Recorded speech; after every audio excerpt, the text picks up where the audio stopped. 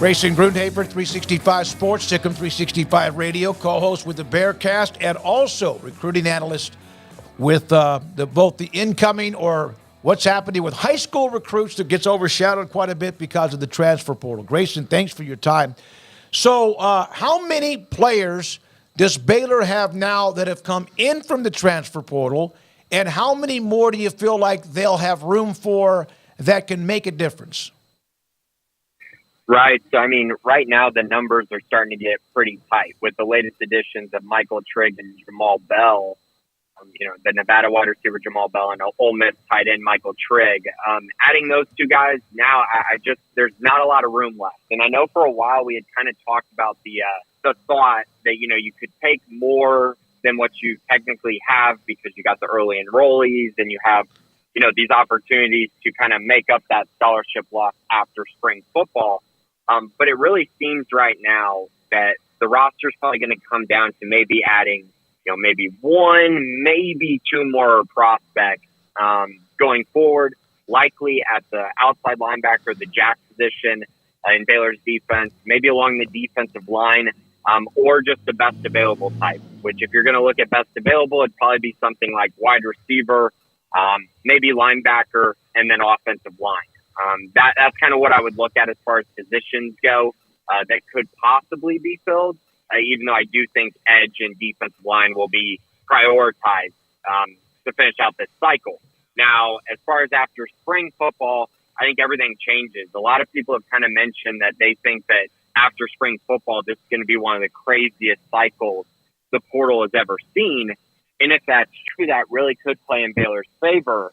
But as I mentioned earlier this week in the column I had on Sikkim 365 Premium, Baylor didn't really have a ton of success post-spring as far as additions go. You added Justin Sambu, who didn't quite live up to, I think, what they were hoping for. You had Byron Vaughn, who was pretty good, but it felt like he was inconsistent at times, and maybe if he had had the full spring, he could have really, even performed better. And then, of course, there's Johnny Carter, who didn't even make it to Baylor's campus. So there is some inherent risks there by waiting, but I also think that it gives you an opportunity to really see what you have on your roster and also see who's leaving your roster so you know for sure how many spots you have to fill. Grayson, would you say, just looking at 22 starters right now, that they would feel like if you pencil in the transfers as starters, that they would feel comfortable with their two deep right now if that was where it was? Or is there something glaring that they still haven't really addressed yet? I think if you just looked at starters, they would probably feel comfortable with the group that they have if you're only looking at starters. But I really think that it's kind of hard to do that because there are certain positions that Baylor really, if you go look at the snap counts, they sub guys in a lot, and specifically the jack linebacker spot. You lose Byron Vaughn. So you have Garmin Randolph back. You got Kyler Jordan who played some snaps, but they really want to get another proven pass rusher at the college level.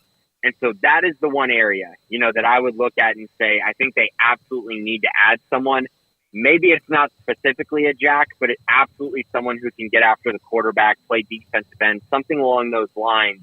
But I think that is the glaring weakness when you look at the roster and you say, hey, what's the one position they absolutely, I think they need to address?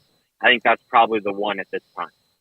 So, Grayson, I guess Jamal Bell, why does he matter? How does he matter? How does he fit, et cetera, when it comes to joining this offense and giving – I guess Jake Spavital, another wide receiver to play around with.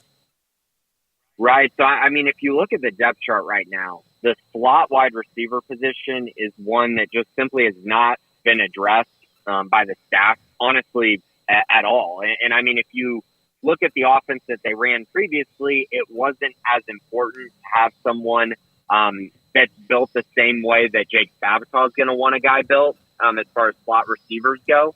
And so I think because of that, you don't really have proven commodities on the roster. And so you saw them take Ashton Hawkins, who really fits the scheme, has been in a spread offense for a long time, very familiar with Jake Spavital. So you feel good about that. But then you go get Jamal Bell, and now you feel really good about your slot wide receiver position and your ability to form offense from it, right? And be able to get these guys open in space and also feel comfortable that they're going to be okay with what's asked of them. And I think Jamal Bell is going to bring that to the table, along with the simple fact that the guy, I mean, he's the leader all time in kickoff return yards at Nevada. So he's going to add a special teams boost.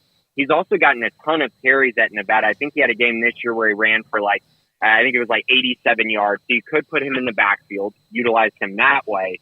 So I think there's just a lot of versatility, a veteran leadership aspect, high-end athleticism. He runs a verified 4.43, 4.2 shuttle, so high athletic capabilities, and a guy that, hey, you know what? You just get the ball to him in space, and you see if he can't create an explosive play, which Baylor has absolutely needed over the past few years.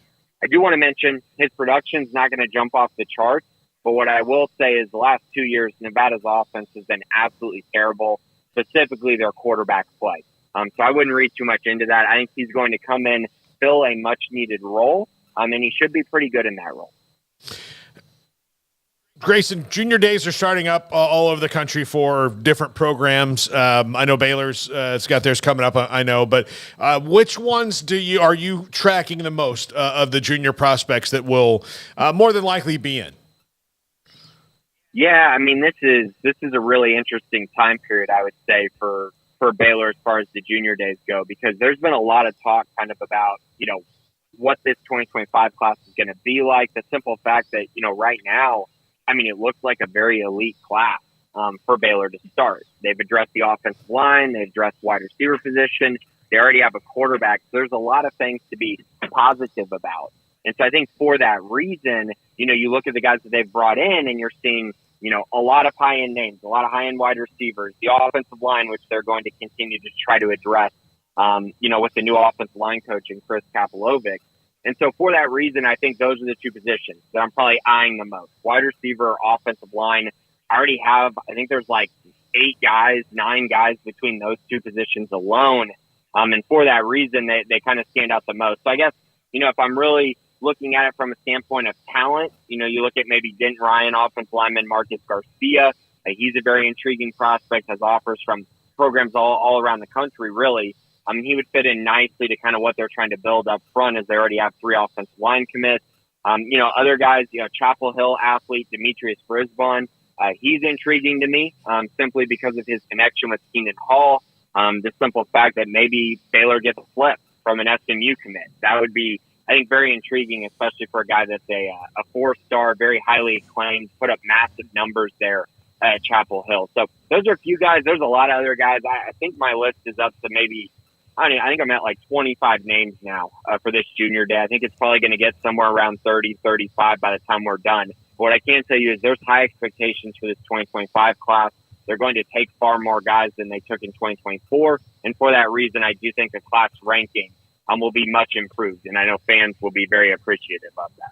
Well, speaking of recruiting, Scott Drew continues to reel in 5 stars. VJ Edgecombe committing earlier this week. Grayson, your thoughts on another 5-star, top 5, top 10, future NBA type of splash from Scott Drew and staff? Yeah, that's just incredible. I mean, the just this kind of groove that Scott Drew and the whole staff is in right now. I mean, they've been able to go out and land really high upper-end talent, multiple years in a row now. When you look at Keontae George, Jacoby Walter, and now VJ Edgecombe, and I don't want to take anything away from Robert Wright or Jason Asamoah or Noah Boyd. They have really good prospects in this class. Asamoah is a 5-star guy, and I really like what he's going to bring to the table as well.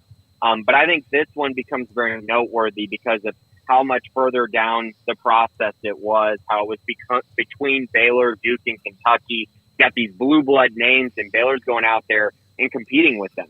And I mean, he basically ruled out Kentucky earlier in the week, and it was literally a Baylor versus Duke head to head, and Baylor comes away with a win here. And that's massive for this program. It continues to show you, kind of the trajectory that they're building. And I think as far as Edgecombe as a prospect, I mean, a guy who's still kind of raw on the offensive side of the ball, but an elite athlete, a very explosive guard, a guy who's been compared to, guys like Anthony Edwards and Dwayne Wade and Victor Oladipo. I mean, these are really, high-end, upper echelon, all-star type players in the NBA, and BJ compares pretty favorable with those guys. And so I think the expectation should be through the roof.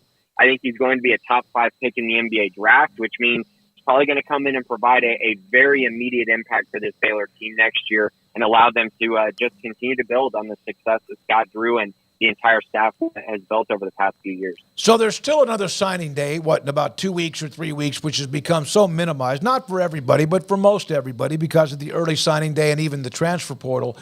You have the junior day. That means class of 2025.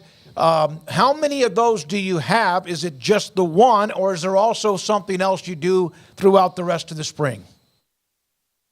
Right. So, I mean, this is going to be the big junior day. They have one of these every year where you bring in a ton of guys. You have everything kind of set up, for a larger group of prospects. But then, kind of as you move down the road a little bit in the month of January, as you get towards February, there will be visitors, but a lot of those will come during the week. Maybe come on the weekend. At times you'll see pictures of, hey, this recruit's at a basketball game. Right. I think Alfonso Allen 2 years ago just showed up at a basketball game with the staff, was completely off the radar, and then Baylor signed him. And, he's not at Baylor anymore. He transferred, but that's just an example of kind of what can happen and how things can move pretty quickly, even if it's a 2024 prospect. But I think in general, they're pretty much done there outside of Alex Foster, getting him to sign. Outside of that, I think it's really going to be, a bunch of juniors who just come on visits throughout the end of the month, and Baylor just gets an opportunity to show them campus, show them what they're all about, and specifically for guys who aren't able to make it for junior day, which happens sometimes because a lot of them are scheduled at the same time. Thank you, Grayson. Have a great weekend. Thank you. Good luck covering junior day, and of course, the Keenan Hall, the running backs coach, who had Demetrius Brisbane, the quarterback athlete, do whatever he wants from Chapel Hill. His teammate, Ricky Stewart, who's a dude, too, an alpha, is also committed to SMU. Not sure about exactly whether he'll be a part of the mix and or not. When we